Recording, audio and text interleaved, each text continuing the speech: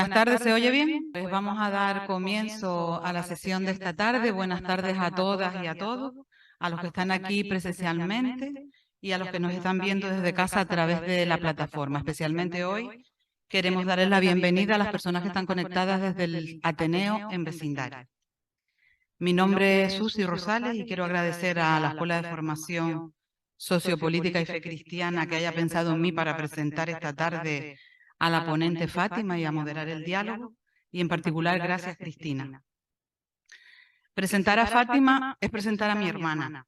Las hermanas crecen juntas en la familia que les ha tocado vivir. Y Fátima y yo hemos crecido en la familia de la comunidad cristiana, juntas en la fe, en el compromiso y en el cariño que nos tenemos. Por lo que es para mí un honor presentarla. Fátima nació en el barrio de Las Reollas.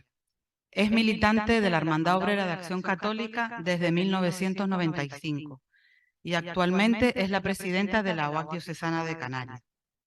Está casada con Iñaki, militante también de la OAC, y tienen dos hijas, Yara y Amanda, y un hijo, Omar. Se licenció en la primera promoción de Ciencias del Mar, allá por el año 1987. Estudió varias asignaturas de teología y ejerció como profesora de religión en secundaria desde el año 1988 hasta el 2000. También trabajó para la Oficina Municipal del Consumo del Ayuntamiento de Las Palmas durante un breve periodo de tiempo dando talleres. Del 2004 al 2008 es la coordinadora del proyecto Educa, que dedica su tarea al trabajo de prevención con niños y niñas y adolescentes en situación de riesgo de exclusión social en los barrios de Las Reollas, El Polvorín y Cruz de Piedra. Del 2008 al 2015, el obispo la nombra secretaria general de Cáritas Diocesana. Del 2016 al 2023 ha sido asesora técnica en los servicios sociales del Ayuntamiento de Telde. Actualmente está en búsqueda de empleo. Fátima nos va a hablar hoy de las políticas sociales centradas en las personas empobrecidas. Una vez acabe su intervención, tendremos un ratito de aclaraciones y diálogo, siguiendo la dinámica de siempre de esta escuela. Muchas gracias y adelante, Fátima. Bueno, buenas noches, buenas tardes.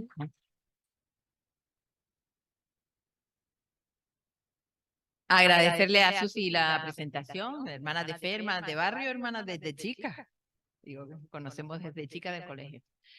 Entonces, vamos a agradecerle también a la escuela que haya pensado en mí, a la hermana Cristina, que ya sabía que si me lo decía no le podía decir que no, con lo cual me puso un compromiso.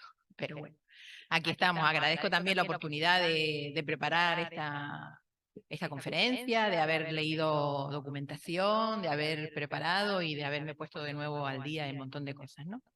Entonces vamos a ir empezando. Yo quería empezar con un texto de la doctrina social, de unos textos de la doctrina social de la Iglesia. Pasa a la siguiente. Bien, hay un primer texto ahí de Pacem in Terris, de Juan 23, que nos dice: todos los miembros de la comunidad deben participar en el bien común por razón de su propia naturaleza, aunque en grados diversos según las categorías, méritos y condiciones de cada ciudadano.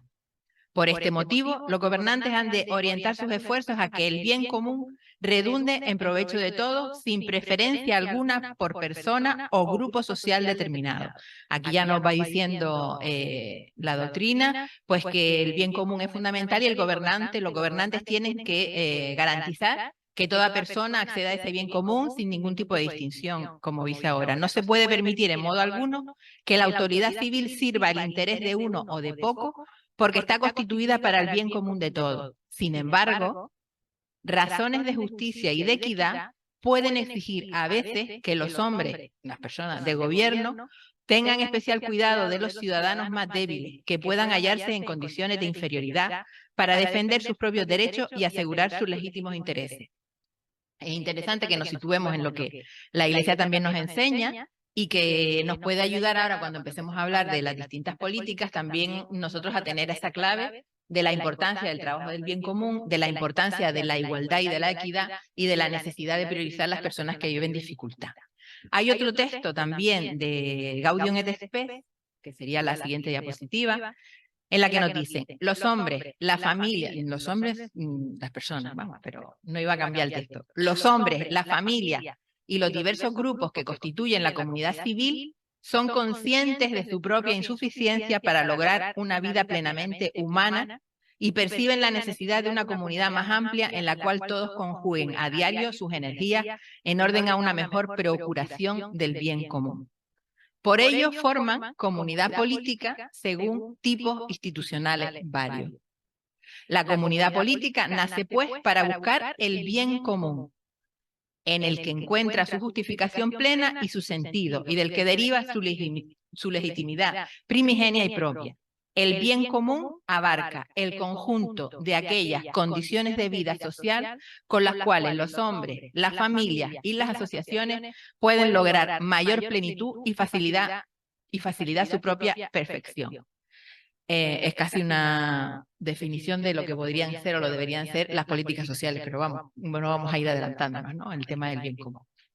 Si empezamos por situarnos a definir lo que son las políticas sociales, pues no es fácil encontrar una definición, porque si consultamos diversos autores y autoras, vamos a encontrar diferentes matices, diferentes formas de entenderla, según pues su época, su formación, y podríamos decir que seguramente también según su ideología. Podríamos comenzar diciendo de manera genérica que las políticas sociales son la forma más explícita y directa mediante la que el Estado reduce las inequidades sociales y, por tanto, construye cohesión social, brindando oportunidades productivas, desarrollando las capacidades individuales y asegurando la protección universal. Esa puede ser una definición, pero vamos a poner otra para que vean que tiene otros matices distintos. Y en esta nos dice que es el conjunto de medidas e instrumentos, aquí ya estamos hablando de cosas más concretitas, que un gobierno tiene para asegurar las necesidades humanas en materia de educación, salud, vivienda y seguridad económica. Pero si vamos buceando en distintos autores y autoras, nos vamos encontrando algunas cuestiones más específicas. Si, por ejemplo, leemos a Cristino Barroso Rival, él dice, en sentido estricto, nos referimos a las políticas sociales, a la actuación de los poderes públicos para mitigar o compensar las desigualdades provocadas por el mercado o por situaciones contingentes que aleja a los individuos de los mecanismos usuales de integración social y laboral. Si vamos a Delovier, él define la política social como el conjunto de medidas para elevar el nivel de vida de una nación o cambiar las condiciones de vida material y cultural de la mayoría conforme a una conciencia progresiva de derechos sociales, teniendo en cuenta las posibilidades económicas y políticas de un país en un momento dado. Y si por último nos vamos a una definición de Tito Flores, que es del año 2022, y esta es un poquito más amplia y con distintos matices. Dice, política social es todo aquello que los gobiernos deciden llevar a cabo en torno al mejoramiento de las condiciones de vida o del bienestar de la población. La política social es un tipo de política pública que busca influir sobre la pobreza, la distribución del ingreso y las diferentes inequidades y desigualdades existentes en una sociedad en un momento determinado. Sin perjuicio de lo anterior, desde otro punto de vista, la acción de las políticas sociales permite canalizar el conflicto social, mediarlo y generar prestaciones de bienes, servicios públicos que tienden a mantener las condiciones estructurales vigentes. Como verán, hay variedad y cada uno lo va interpretando. De todas formas, sí hay cuestiones que son muy comunes. En todos los casos queda claro que el Estado, en los poderes públicos, es el responsable de poner en marcha esas políticas. También que lo que se pretende, vete pasando Fausto, porfa.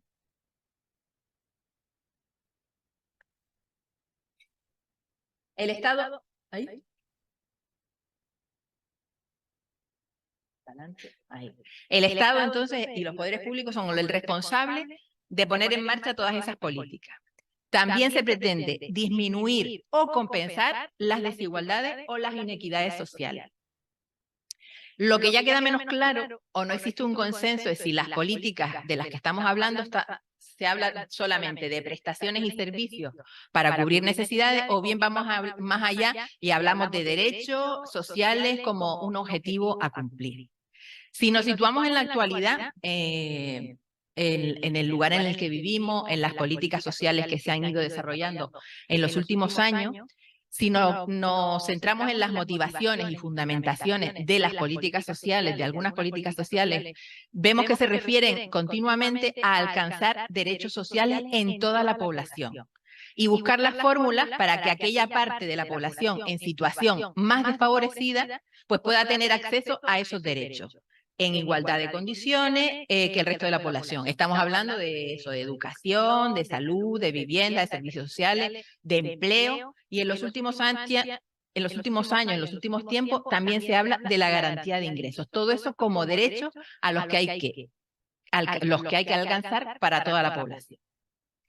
De todas formas, no podemos olvidar que cuando históricamente empezamos a hablar de políticas sociales, lo hacemos en referencia a la pobreza como necesidad económica exclusivamente. No en este momento, sino cuando empezamos en la historia reciente a hablar de políticas sociales. Y lo que se intenta es erradicar la situación de pobreza, de necesidad económica que tienen personas y familias y de construir lo que se va a denominar el estado de bienestar. Un estado de bienestar para todas las personas y supliendo desde el Estado aquellas desigualdades que el sistema mismo generaba en esas personas.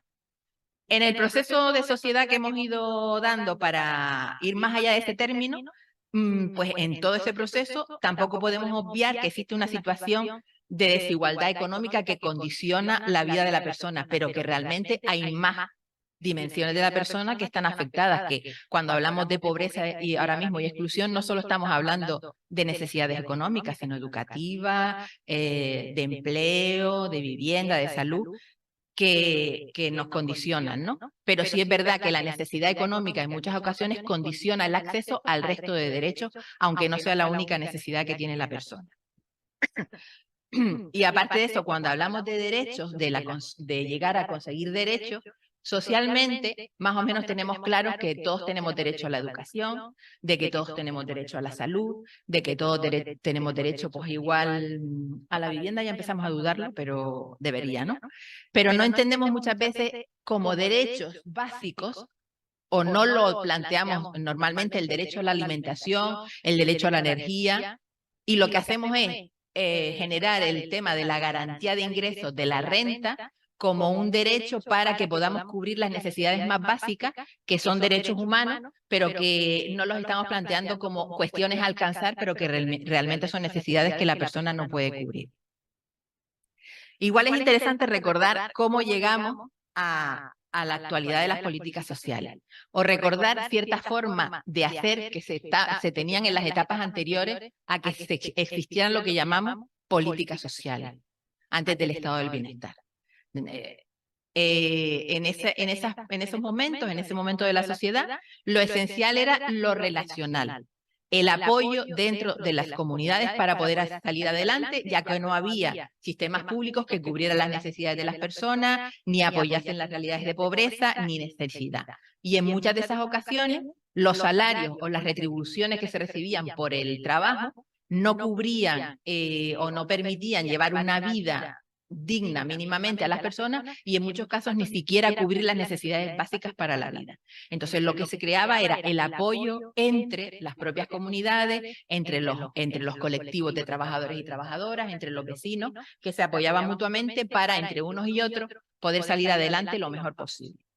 Con la lucha de muchas personas, principalmente de trabajadores y de organizaciones, y con la consecución de algunos derechos, como el salario justo, las acciones de asistencia a las personas más desfavorecidas, el acceso a una vivienda pública o bien condiciones de acceso más asequibles, el desarrollo de una educación gratuita, la universalización de la sanidad, etcétera, hemos ido construyendo lo que se ha llamado el entramado de ese estado de bienestar, que se había convertido en un garante de cierta justicia social.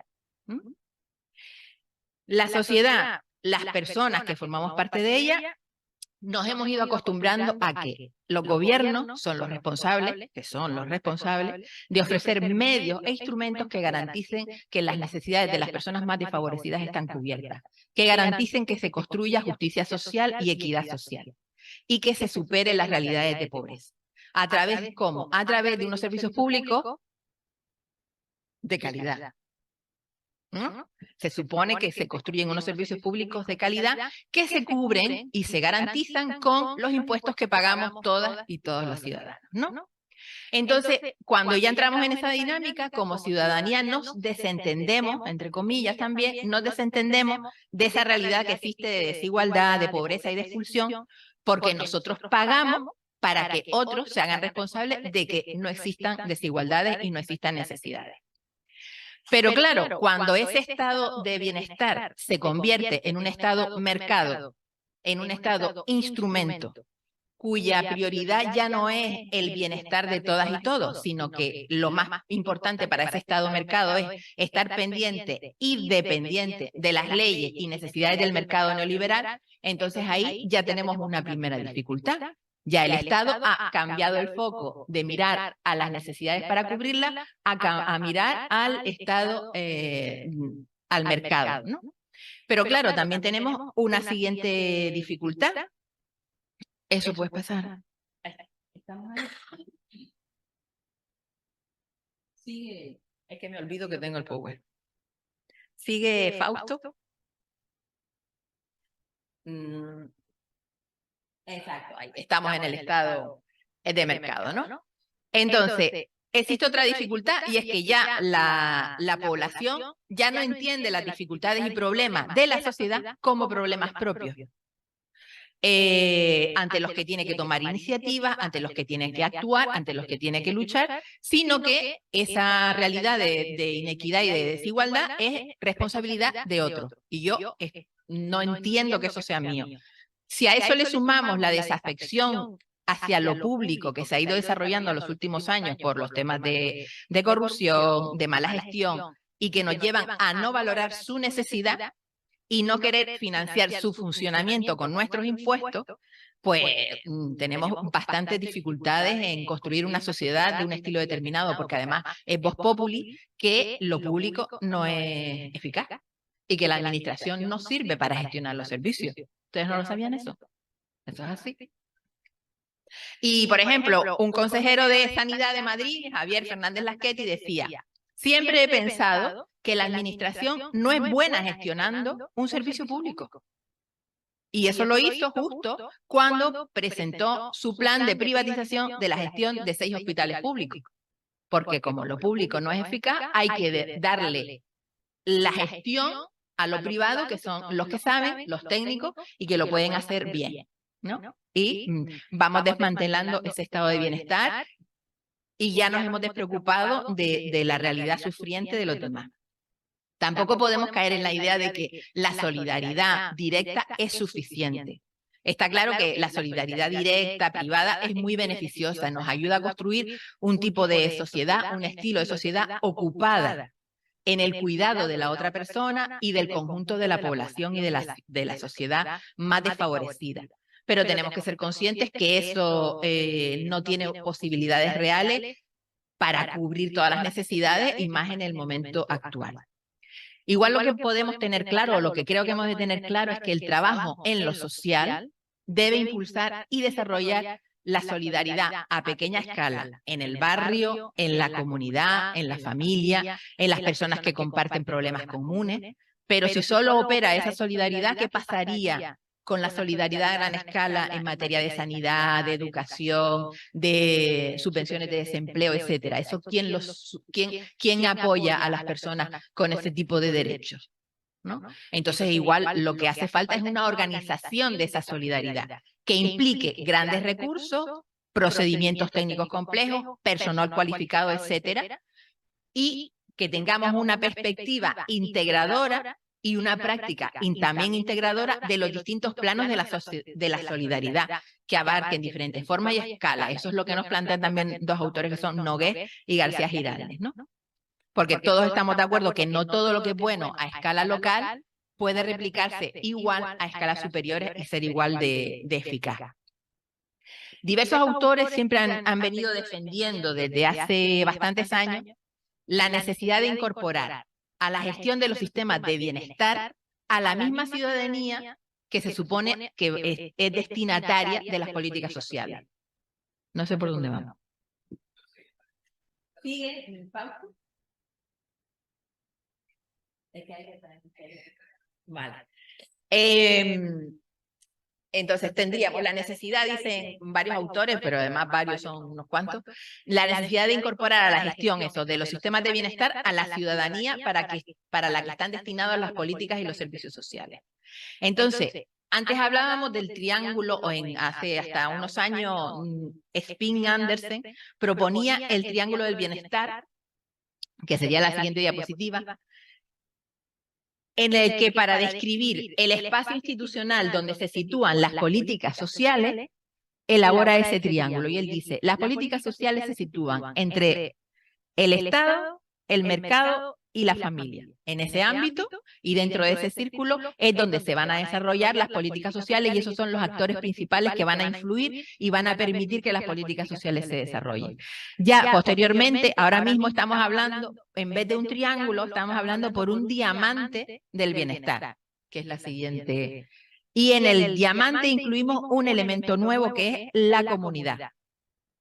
Es la necesidad de que el trabajo y la implicación de toda la comunidad y de las personas beneficiarias de las políticas formen parte del espacio institucional de las políticas sociales, que sean las que también estén dentro de ese diamante. Es una cuestión más teórica, pero vamos.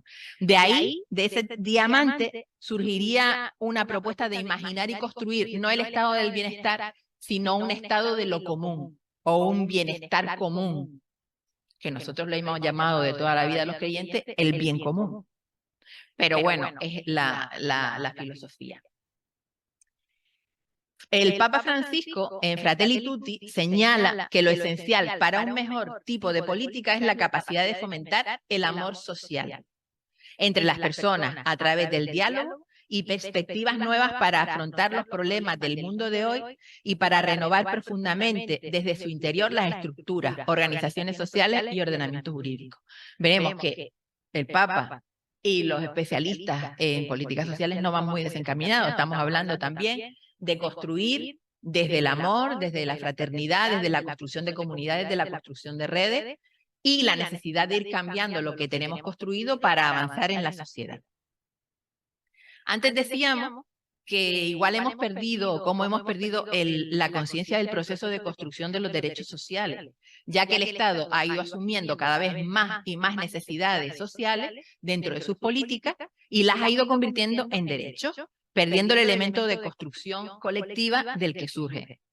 Si pensamos en la gente más joven, entiende que los derechos que tenemos, el derecho a la sanidad, a la salud, el derecho a la educación, entienden que eso estaba ahí de siempre.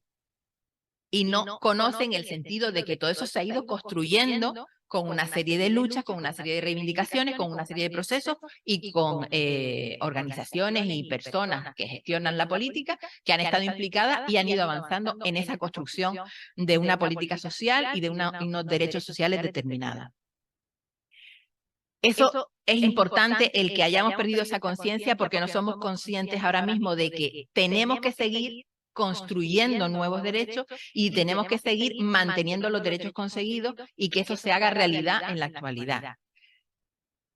Hay algún autor como Pérez Díaz que nos dice que esa pérdida de la conciencia de la construcción de los derechos y ha hecho que el sistema político y las personas que lo gestionan se hayan ido convirtiendo en una especie de élite que conoce y controla los sentimientos y las necesidades de la sociedad y de la población y de los individuos que forman parte de ella. Entonces, esa élite se hace cargo del bienestar colectivo, manejando los sentimientos de solidaridad y distribuyendo una parte de los recursos en consonancia con esas necesidades que ellos entienden que tiene la población. Es un poquito, a lo mejor, suena un poco duro, ¿no? Pero bueno, es un planteamiento que puede hacernos despertar o decir, pues igual puede ser así. Yo creo que igual no es exactamente así, no entiendo que las personas que gestionan sean esta élite que vive totalmente al margen, aunque a veces puede parecerlo, ¿no? Sino que como sociedad hemos ido considerando que lo más adecuado era descansar la responsabilidad de garantizar los derechos en el Estado y en las organizaciones políticas que gestionan ese Estado y en sus administraciones. Si lo miramos bien, eso es un éxito democrático. ¿Por qué? Porque entendemos que ante cualquier necesidad que surge, va a existir un mecanismo, va a existir una organización, una entidad que va a intentar buscar respuestas y soluciones a esa situación de necesidad que existe y que se intente afrontar de forma inmediata, ¿no? Si lo llevamos al ejemplo de una inundación, de una catástrofe inmediata, es decir, nosotros sabemos que si hay una inundación o hay una catástrofe, va a haber unos mecanismos y unos organismos que van a actuar para disminuir las consecuencias y para atender a la población. Pues lo mismo estamos hablando en todas las políticas sociales. Es lo que hemos construido y es lo que entendemos que tiene que suceder. Aunque después volvamos de nuevo a recordar que cada vez tenemos más desconfianza en lo público y no creemos en un sistema garantista y mucho menos apostamos por financiarlo. Estamos como en una dicotomía de decir, esto tiene que ser así, tiene que haber alguien que garantice que todas las necesidades estén cubiertas, pero yo no me fío de quien lo gestiona ni quiero financiar esa gestión, ¿no? Víctor René dice que es necesario apostar por construir una sociedad que se hace cargo de sí misma. Y el Papa en Fratelli Tutti nos dice, debemos recuperar el sentido de pertenencia a una única familia humana. A fin de cuentas, estamos todos en la misma barca, ¿no? La necesidad de ir recuperando esa conciencia de sociedad. Si nos vamos a analizar algunas de las últimas normas, pasa, Fausto, porque creo que esa era la del Papa de Fratelli Tutti 30. Si nos vamos a analizar algunas de las últimas normas que se han ido implementando dentro de las políticas sociales, se evidencia que hay un gran esfuerzo por conseguir la inclusión de las personas y de los colectivos, no solo de cubrir una necesidad o de aportar una prestación meramente asistencial. Se trasladan planteamientos de colaboración administrativa, con el tercer sector, de procesos individuales, integradores, con cierta condicionalidad que evite el acomodamiento de los beneficiarios a la obtención de una renta, por ejemplo, pero que realmente, si lo miramos en la sociedad, no hay avances en la inclusión de las personas de forma real o muy pocos avances. Si hablamos de tasas de pobreza, de índices de exclusión y pobreza, no hay mejora, no hay mejoría. Y sin embargo, las leyes que vamos poniendo en marcha o que vamos legislando, sí recogen en sus fundamentaciones, en sus objetivos, en sus planteamientos, la necesidad de la inclusión, el trabajo por la inclusión, la colaboración para la inclusión y la integralidad de las intervenciones. Otra cosa es que eso se quede en el papel ahora mismo. Podemos decirnos que de cara a las políticas públicas hay un montón de retos por delante que aparecen ahí, pero que yo voy a ir diciendo, pero que pueden ser más, ¿no?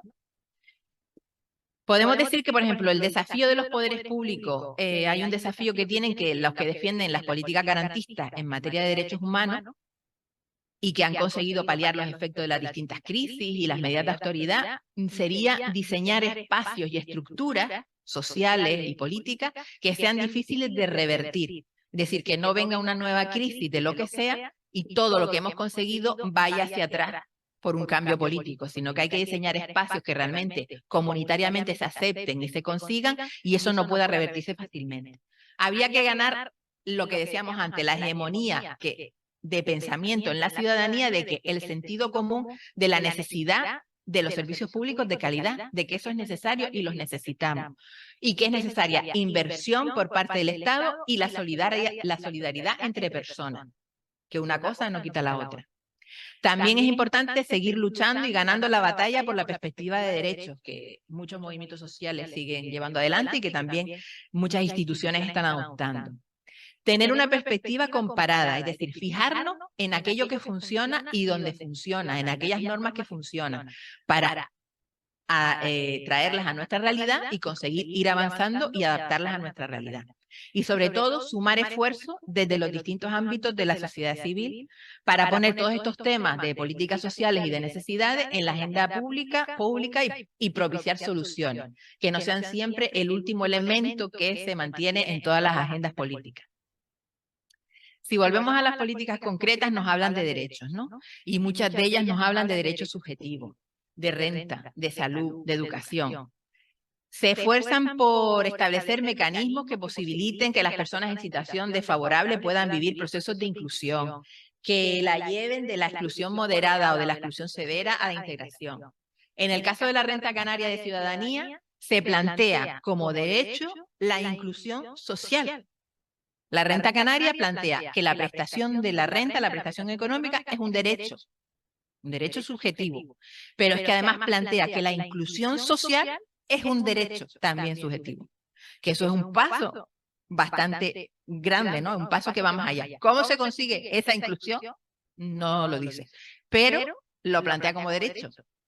Es un planteamiento muy interesante. Entonces, yo lo que me planteo es la bondad de las normas que se generan para avanzar en la justicia social, en la equidad y en la disminución de la pobreza y exclusión, para mí no tienen duda. Es decir, hay un planteamiento de realmente avanzar en todas esas cuestiones. Existe intención clara por mejorar la vida de las personas y por buscar las fórmulas de cooperación que lo permitan, pero no se avanza en conseguirlo. Volvemos otra vez, no sé por qué, al mismo sitio de tropezar. Si nos situamos, vamos a pensar en personas concretas, que a lo mejor conocemos o no conocemos, pero supongamos una persona que tiene una necesidad y que tiene que acceder o quiere acceder a una renta canaria de ciudadanía o al ingreso mínimo vital. Tiene que presentar una solicitud, tener documentación, cumplir requisitos, entrar a una página web, saber cómo acceder, sacarse una foto a la vez que manda selfie para que se suba a la página. Primero tiene que tener internet, tiene que tener un ordenador, tiene que tener competencias digitales. Y si estamos hablando de que estamos hablando de una persona con una situación de desventaja, ya le estamos sumando una nueva desventaja y un nuevo desequilibrio. Porque para acceder al derecho hay una serie de pasos y de dificultades y de premisas que tiene que cumplir para llegar. Pero supongamos que ya la persona, porque se le apoya, porque tiene alguien que le ayuda, porque en los servicios sociales le están echando una mano para que acceda, cumple todos los procedimientos y accede al derecho a una renta. Accede al derecho y dice, tiene después de 6 meses, un año, de haberlo presentado, dicen, se le concede. Tiene usted el derecho, que se supone que lo tenía, pero bueno, tiene usted el derecho a tener una renta digna, ¿no? Entonces ahí accede a ese derecho y entonces estamos en la necesidad de elaborar planes, elaborar procesos de inclusión en los que la persona tiene que aceptar el proceso porque existe una cierta condicionalidad en la norma que establece que para que la persona no se acomode tiene que tener una serie de tomas y dacas, es decir, yo te doy, tú me das, ¿no? Ahí podemos empezar a detallar los tipos de planes, las dificultades que existen de alternativas reales para la inclusión, es decir, a dónde derivamos a las personas, qué alternativas hay para que la persona consiga empleo, consiga una formación adecuada, consiga un proceso de salud o de educación o de formación. Las alternativas suelen ser bastante limitadas, con lo cual tampoco es muy real. Entonces, las dificultades en búsqueda de alternativas, la escasez de personal para la elaboración de los planes y para el seguimiento adecuado de los planes y muchas cosas más que igual nos alejan de la globalidad esa que teníamos claro de que vamos a luchar y a trabajar por la igualdad y la equidad de las personas. Entonces, cuando vemos todo esto, a mí se me ocurre que no podemos dejar de hablar de la transversalidad, de políticas transversales que no existen, creo yo, desde mi conocimiento, que vayan más allá de los departamentos estancos o de los compartimentos de sanidad, educación, renta, vivienda, empleo, justicia, sino que haya una transversalidad. Y para eso yo entiendo personalmente que las políticas sociales han de poner a la persona en el centro y han de generar verdaderos procesos de trabajo y acompañamiento de las mismas. Pero para ello necesitaremos de nuevo la transversalidad y la flexibilidad. Porque si yo tengo una persona, una familia, con una serie de necesidades, lo que normalmente tenemos es la persona va a esta puerta y toca servicios sociales, va a esta puerta y toca empleo, va a esta puerta y toca sanidad, porque normalmente tiene problemas de salud, tiene problemas de formación, tiene problemas de empleo, tiene problemas de renta. Entonces va tocando a distintas puertas y en cada puerta le dan una respuesta, la que sea, que a lo mejor es contraria a la que la otra puerta le están dando. Y se supone que lo que tenemos que intentar es que si la persona es el centro de la política, la persona es la que avanza. Y las administraciones, las entidades y la política lo que hacen es poner puntos de apoyo para que la persona avance y van cada uno avanzando con ella y aportando en cada momento lo que la persona y la familia necesita para que avance. No es la persona la que lucha para conseguir, sino somos nosotros, sociedad, los que acompañamos en cada momento a la persona para que consiga realmente la inclusión, desde la educación, desde la salud, desde la economía, desde todo lo que necesite, ¿no? Esa sería la transversalidad. Y la persona siempre en el centro. ¿Eso es fácil? Pues yo entiendo que no. Pero vamos. Entonces, igual hemos de buscar espacios de diálogo, de trabajo, de investigación, que permitan avanzar en formas de hacer y construir unas políticas que realmente estén al servicio de las personas y especialmente de las personas en situación de vulnerabilidad. Si pensamos en aquellas que se encuentran en situación de exclusión severa, que es la exclusión máxima, ellas deberían ser la máxima prioridad en cualquier política social, ¿no? Pues no podemos hablar en este caso de lo que decíamos, de una mera necesidad económica. Normalmente existen varias necesidades que acucian a esa persona. Hay una cadena de realidades que desembocan en esa exclusión. El informe FOESA habla de varias dimensiones que son las que conforman la realidad de exclusión. Hablan de la dimensión del empleo, del consumo, de la política, de la educación, de la vivienda, de la salud, del conflicto social y del aislamiento social. Es evidente que tenemos políticas que atacan o que intentan solucionar las dificultades en cada una de esas dimensiones y que plantean mecanismos por separado para la equidad y el avance de las personas. Pero la realidad tosuda nos vuelve a decir que no están funcionando de la forma que realmente necesitaríamos para que los índices de pobreza y exclusión se reduzcan en un porcentaje considerable. Fernando Fantova fue un consejero del gobierno vasco y pues ha presentado diversos estudios, investigaciones y sigue siempre dándole vueltas al tema de lo social. Y plantea él la necesidad de innovación sociosanitaria y convivencia comunitaria. Y él nos dice que teniendo en cuenta la crisis de cuidados que hay en la realidad social actual, pues que había que repensar conjuntamente importantes elementos de la política sanitaria, de la de servicios sociales y de la de vivienda a la luz del enfoque comunitario. Entonces él plantea, que es una opción, que digo, para que veamos ideas que se van dando, que habría que plantear como unas líneas de acción para empezar, que sería transformar la sanidad, una transformación de la sanidad que le permita hacer frente al reto de la cronicidad y la haga menos vulnerable a los procesos que existen de excesiva o inadecuada medicalización, de tecnificación y de corporativización dentro de la sanidad. Que se desarrolle un sistema público de servicios sociales y que se configure como pilar de envergadura y reconocimiento tal cual lo es la educación o la sanidad. Y después que haya una reorientación de la política de vivienda que le dé más peso a la rehabilitación, la accesibilidad, el alquiler y los espacios y los servicios y procesos compartidos y comunes. Él lo que nos dice, como ejemplo, es que si desarrollamos y fortalecemos los servicios sociales como ese nuevo pilar del sistema de bienestar, ofrece oportunidades que tienen que ver con la incorporación de las 4 perspectivas transversales. Y él plantea 4. ¿Qué sería? Él dice, la transversalidad sería en igualdad y atención a la diversidad. Un eje transversal. Otro eje transversal familiar. Otro eje transversal comunitario y un eje transversal de fomento de la iniciativa social. Esa sería transversal a todas las políticas sectoriales de servicios sociales. En la medida que todo eso se incorporara a todos los enfoques transversales, habría procesos de innovación en los objetivos, en la operativa, en la articulación y en los otros elementos de las políticas sociales y por extensión de toda la política, de todas las políticas en general. Esas 4 perspectivas transversales, nos dice Fantova, en la medida que potencia la responsabilidad y la participación de diversos agentes, porque él dice, Esos 4 ejes van a propiciar que participen el individuo, la familia, la comunidad y la iniciativa social. Entonces, si se mantienen, deberán contribuir a la sostenibilidad económica, política y social de los servicios sociales y de la política social en general. Yo no sé si es la solución, pero bueno, es una idea para seguir discutiendo, para seguir investigando y para él plantea aspectos concretos de transversalidad, de cómo empezar a trabajar sobre la transversalidad en las políticas sociales.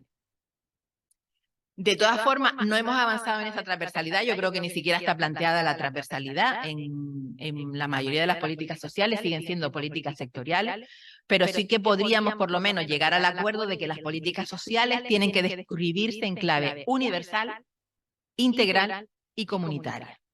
Si vamos a las políticas que tenemos en la actualidad, no podemos decir otra cosa que en sus planteamientos son universales, ya que se hace el esfuerzo, se tiene la convicción de que la igualdad y el bienestar es un bien público que el Estado protege. De todas formas, podemos tener bastante asumido socialmente que la educación es un derecho universal, que la salud es un derecho universal, eso creo que no lo dudamos, aunque en la realidad haya muchas dificultades para que realmente todo el mundo tenga acceso a la salud y a la educación en ocasiones en igualdad de condiciones que el resto. Pero en cambio, cuando hablamos de renta, cuando hablamos de empleo, a lo mejor la universalidad se nos queda así como un poquito diciendo, no sé yo. O la vivienda, no sé yo si todo el mundo tiene derecho a el empleo, no sé si todo el mundo tiene derecho a una renta, no sé yo si todo el mundo tiene derecho a, ¿no? Ahí ya cruje un poquito, pero también se plantea en esas políticas sociales, también se plantea la universalidad. Después ya podemos hablar de falta de recursos, de segmentaciones, de incentivos que no hacen real que la universalidad se dé. Si hablamos del otro adjetivo que le poníamos, que era la integralidad, a eso hay que darle unas cuantas vueltas todavía, ¿eh? Porque habría que ensamblar, enlazar, de forma que se consiga. Tenemos como casas terreras y necesitamos un único edificio de política, de integral, de trabajo integral, con lo cual tendríamos que construir o hacer pasillos o túneles o algo que todo eso se ensamblara como si fuera un único edificio, ¿no? Todavía queda mucho por avanzar ahí. Y en cuanto al enfoque comunitario, sí que se pueden encontrar pulsos, ideas, iniciativas en las distintas políticas, pero que no somos capaces de desarrollar. Al margen de experiencias piloto en barrios, en pueblos, en organizaciones determinadas, de enfoques comunitarios, de desarrollos comunitarios, de proyectos comunitarios, de trabajo en comunidad, queda mucho por desarrollar dentro de las propias políticas, todo lo que es la inclusión y el enfoque comunitario. Entonces, hemos de seguir trabajando, por lo tanto, en esas 3 líneas, en que las políticas sean realmente universales, integrales y comunitarias.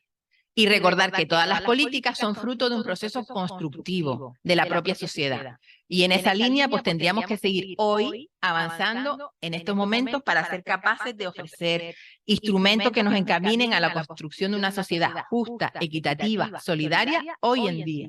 No con los elementos del estado de bienestar de los años 80, de los años 70, sino hoy en día con la nueva sociedad o la nueva relación que tenemos entre las personas.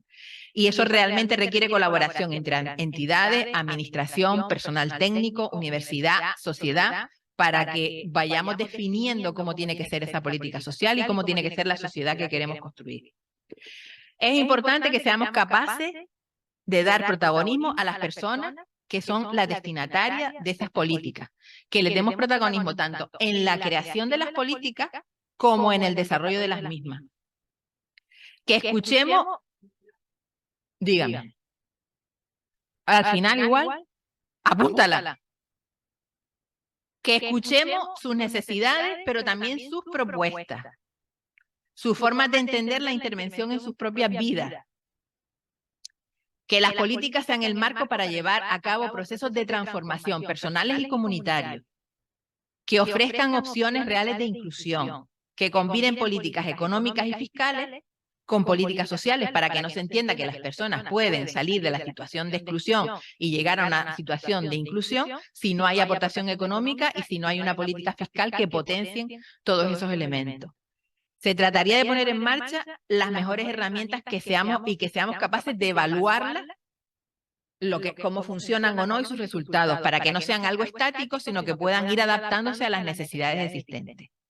Los procesos de exclusión que existen son procesos muy complejos y por lo tanto requieren diversificar las intervenciones, flexibilizar, descentralizar la toma de decisiones para que las formas de acceso sean reales en cada caso. Las metodologías de intervención deberían estar centradas en las personas. Las profesionales y los profesionales han de tener los recursos necesarios y la capacidad de decisión que les permita dar soluciones o por lo menos ofrecer soluciones adecuadas a las personas.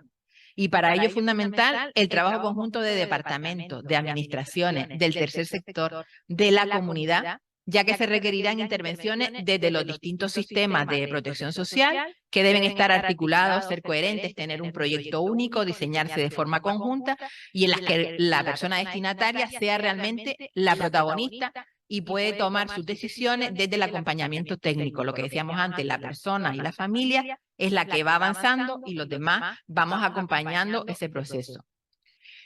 Igual tendríamos que creer realmente que la persona que vive una situación de empobrecimiento es igual que cada uno de nosotros y de nosotras, que ha de tomar sus decisiones, que serán acertadas o erróneas en cada momento, igual que las tomamos nosotros, acertadas o erróneas en momentos de nuestra vida, que la persona que está en esa situación de exclusión tiene posibilidades y capacidades, no solo tiene problemas y necesidades, y que quiere algo para su vida. La persona a la que van destinadas esas políticas y con las que trabajamos realmente quieren algo para sus vidas y a lo mejor tendríamos que preguntarles qué es lo que quieren. Hemos de construir un modelo de acompañamiento cercano, de estar junto a, de escuchar, de analizar, de apoyar en la toma de decisiones, de orientar desde el conocimiento y de respetar a la otra persona por encima de todo. Igual podríamos empezar pensando ¿qué querría yo si estuviera en la situación de esa persona, en este momento y en este lugar? ¿Y qué estaría pensando con lo que me está sucediendo? Por intentar entender lo que la otra persona vive y ver por dónde caminar. De todas formas, todo esto requiere un cambio muy grande en la forma de entender todo el trabajo en el ámbito de lo social, con un cariz importante en lo comunitario, en el desarrollo comunitario, en el trabajo de la comunidad y en el trabajo relacional y de tejer redes. En las relaciones, en las redes interpersonales, las redes interorganizacionales, recursos para llevarlo a cabo, la convicción de que el trabajo integral por procesos es necesario y es eficaz, desde la transversalidad. Y las políticas sociales actuales yo creo que van en una buena línea en su planteamiento y en la consecución de derechos y en la necesidad de la construcción de una sociedad más justa e igualitaria. Pero nos falta su aplicación real, nos faltan los medios, las medidas, los recursos para que eso pueda llevarse a cabo. Igual tenemos unas buenas políticas o que intenta hacer unas buenas políticas, pero no tenemos los recursos, ni los medios, ni el personal, ni los dineros para llevarlo a cabo. Y sobre todo las interrelaciones. Y el Papa nos dice, que para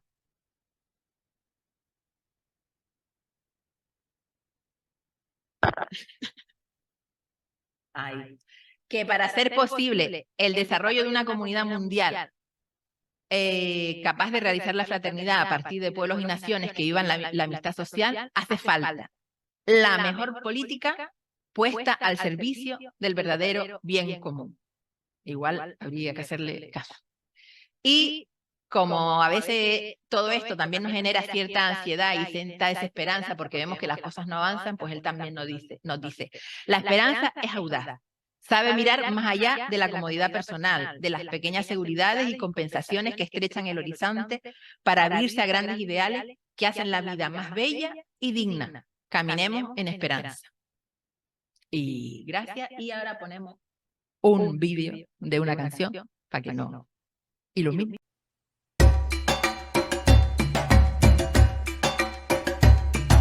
Sí, somos voz, somos canto de una nueva humanidad.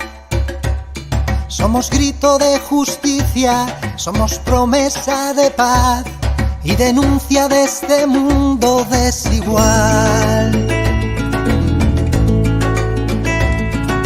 Sí, somos luz, somos foco que se centra en los demás. Somos fuego compartido que ilumina la verdad, que nos hace comprender la realidad. Somos parte de la vida, somos parte de la fe, somos redes que se lanzan para llenar de esperanza al hombre y a la mujer. Somos sueños de futuro, somos ganas de ayudar, somos redes que reúnen, que se suman, que construyen, somos solidaridad.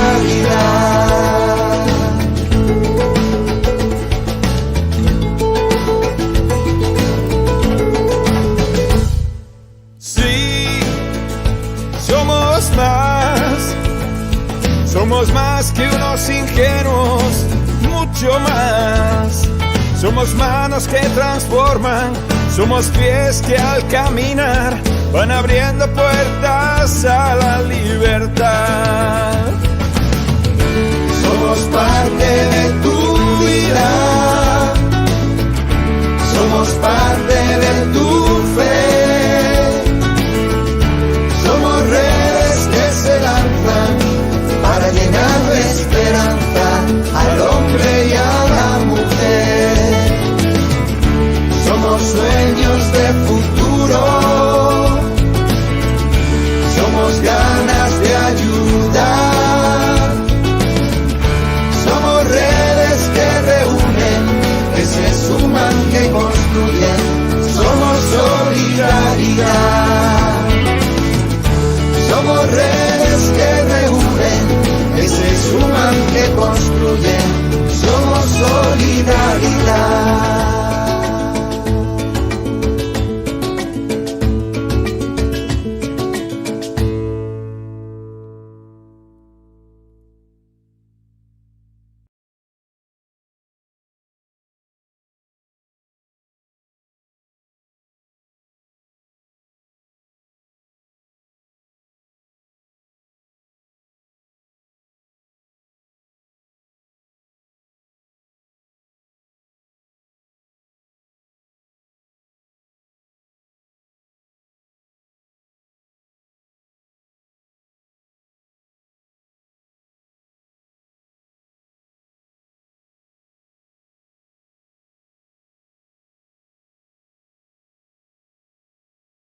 Gracias, Fátima, por los planteamientos que seguro que nos han dejado dando vueltas en la cabeza más de una y una. Vamos a abrir un turno de palabra. Las personas que están conectadas online pueden levantar la mano, que Fausto... No, Fausto. Y las personas que están aquí, si quieren, me van diciendo el nombre, porque por problemas de horario y esto vamos a tomar nota de todas las personas que quieran hablar y después Fátima contesta o aclara o entramos en el diálogo, ¿vale? Entonces, si no les importa, como no los conozco a todas, me dicen el nombre. ¿Quién quiere hablar? ¿Quién más? Guillermo. ¿Quién más? Anímese que va a ser así un turnito cerrado, ¿vale?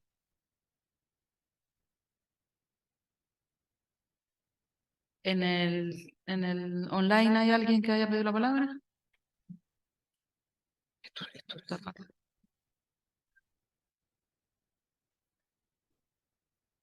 ¿Estás pidiendo la palabra?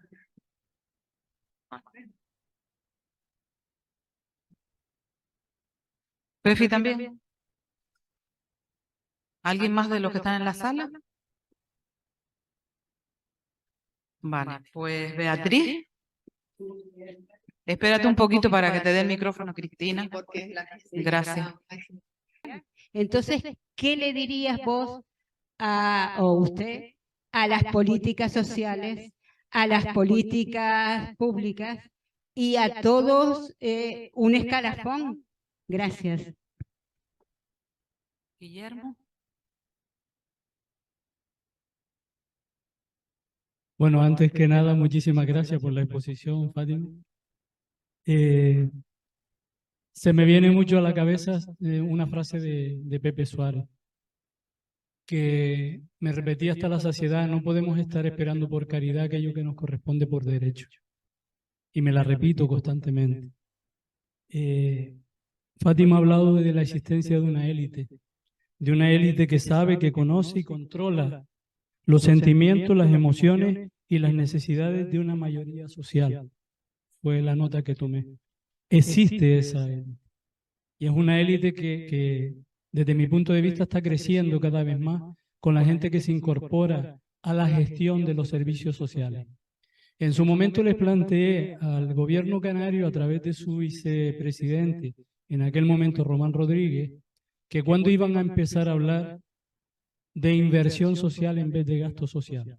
Todavía estoy esperando la respuesta, porque creo que ese planteamiento, la palabra crea, y cuando hablamos de gasto social estamos pensando que es algo que se tira por el bajante, cuando podríamos estar hablando de inversión social, porque cuando invertimos en lo social, invertimos antes que nada en salud, invertimos en formación, invertimos en vivienda, invertimos en las necesidades. Yo creo que el cambio debería ir por esa línea. Estamos leyendo las encíclicas del Papa actual, Fratelli Tutti y otras, donde habla de unos mismos temas que ya se hablaron en 1999, por poner una fecha, cuando se hablaba del desarrollo humano, cuando se hablaba del índice de desarrollo humano, y se hablaba de salud, de formación y de cubrir las necesidades básicas. He tenido el privilegio de asistir a una charla que hubo, y acorto ya, en el Cabildo, sobre la renta básica universal, individual e incondicional. Creo que Fátima apuntaba por ahí algunas condiciones que se están pidiendo tanto a la renta canaria de ciudadanía como al ingreso mínimo vital. Se está planteando cosas diferentes. ¿Por qué? La pregunta es: ¿por qué no exploramos o por qué no obligamos a explorar estas nuevas vías? Yo, si tuviera la solución, ya lo habría dicho, que conste de entrada. A ver, yo creo que la cuestión sería que haya intención de avanzar, es decir, lo que todos planteamos, lo que los que más saben de políticas sociales plantean es la necesidad de que como sociedad y como gobiernos y como universidades decidamos que es necesario cambiar el chip, es decir, que lo que tenemos no funciona, que las políticas son buenas, el planteamiento de las políticas es bueno, pero que hay algo que hace que las políticas no funcionen. Igual está en los procedimientos, en los planteamientos, en el desarrollo, en los recursos, y que es necesario que tanto los políticos y políticas, como los técnicos y técnicas, como las personas, las universidades, los investigadores, se sienten y nos digan o estudien, dialoguen, creen cómo poder ir desarrollando esas políticas de manera eficaz. Hay muchas cosas que habría que cambiar, es decir, habría que cambiar en principio las administraciones públicas, porque las administraciones públicas ni son ágiles ni son eficaces, pero porque las hemos hecho de esa manera, es decir, no es que las cosas no funcionen porque hay un poder superior que hace que las administraciones públicas de por sí sean malas, igual que dice, es que la persona es así, la pobre, porque es que no, el destino la ha hecho así. No, es decir, las administraciones públicas funcionan así porque hay una serie de políticas que nos indican que tienen que funcionar así, que es que funcionen mal, que no den respuesta a los problemas de la ciudadanía. Eso habría que modificarlo. Y claro, cuando hablamos de problemas con las personas de situaciones de exclusión, nadie ha dicho que sea fácil, yo lo dije, las realidades de exclusión son complejas, el trabajo con las familias es complejo, los problemas básicamente se empezarían a solucionar trabajando con los niños y las niñas desde muy pequeños, pero eso supone un trabajo comunitario. Y cuando hablamos de trabajo comunitario es trabajo de personas que acompañan a esa familia y a esos niños y niñas desde que son pequeños, que apoyan en muchos momentos de la vida, en el desarrollo personal del niño y la niña, en el desarrollo familiar, que aportan no solo formación, sino que aportan criterios, aportan valores, porque sabemos que hay familias que no tienen valores, que no tienen criterios, porque nadie se los ha dado. Es decir, es un trabajo muy amplio y muy complejo, pero que tenemos que decidir como sociedad que queremos que ese camino se ande. Y que nosotros tenemos que hacernos responsables de la realidad de las personas. Que no porque haya un gobierno que tiene que garantizar los derechos, yo puedo quedarme en casa y decir, ya lo harán ellos. Sino que como sociedad tenemos que intentar luchar porque esos derechos se cumplan. Y tenemos que luchar por que la exclusión desaparezca, igual que luchamos por 1000 cosas que nos interesan. ¿O no? Cada uno sabe por qué se mueve. Si me gusta un equipo, salen miles de personas a la calle porque el equipo ganó y porque el equipo hizo y movemos miles y miles de personas, pero cuando hay miles y miles de personas que no tienen para vivir, no nos movemos. Es un cambio de conciencia. Digo que es un tema complejo, pero que yo creo que no se puede perder la esperanza en que podemos irlo cambiando poquito a poco, cada uno desde su compromiso, desde su participación, desde su organización, desde su ser y hacer, crear conciencia de esa necesidad de cambio y donde podamos influir para que esa posibilidad de cambio se vaya dando y darle también voz a la gente y posibilidades a la gente que sabe.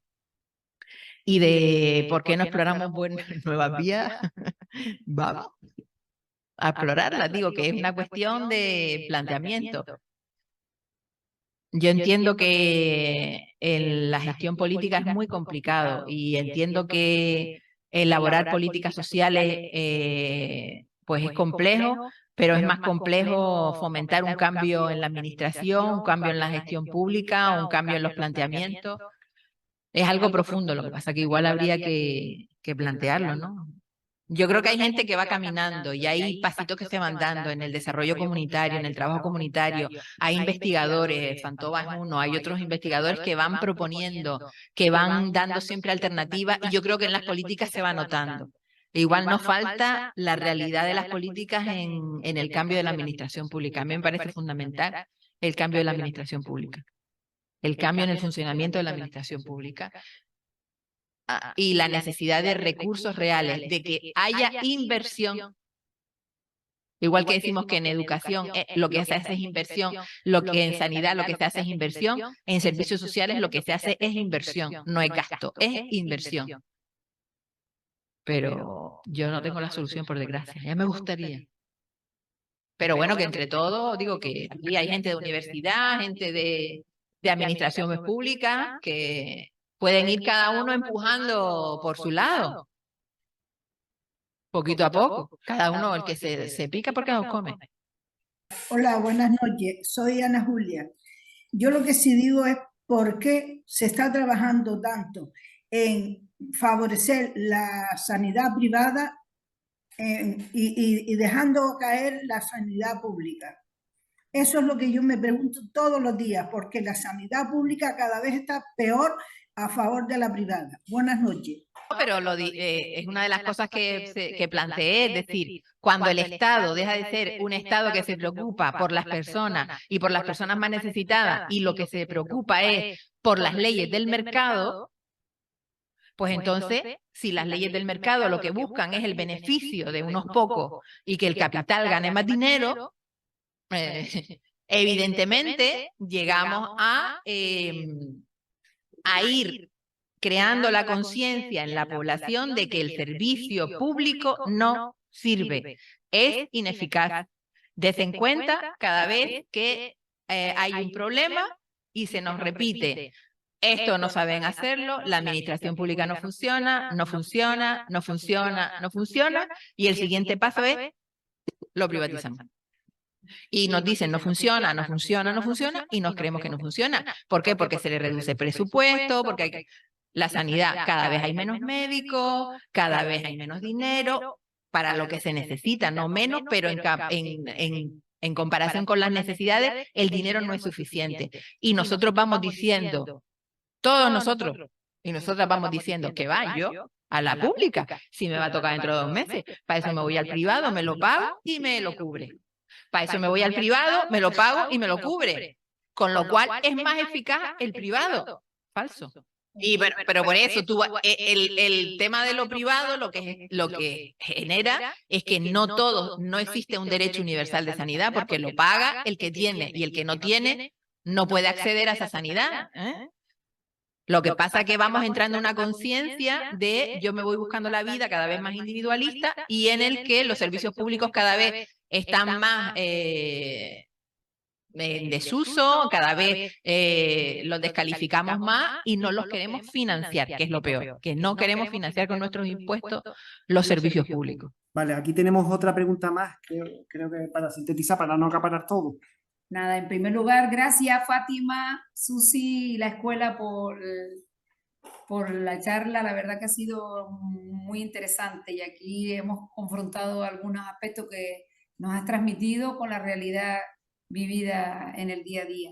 Yo quería resaltar lo del bien común, que tú lo planteas desde el comienzo de la misma, y el tema de la denuncia, el delegar como cosa fundamental, que puede ser todo el tema del cuidado de los mayores en empresas privadas, y sabiendo exactamente que no existe una preocupación primordial por el cuidado y la mejora de las condiciones de vida, sino al contrario, ¿no?, del beneficio que supone para empresas que encima están metidas ellas mismas dentro de lo que son las entidades públicas, como puede ser Aeromédica, como puede ser CLESE, como pueden ser otras, ¿no?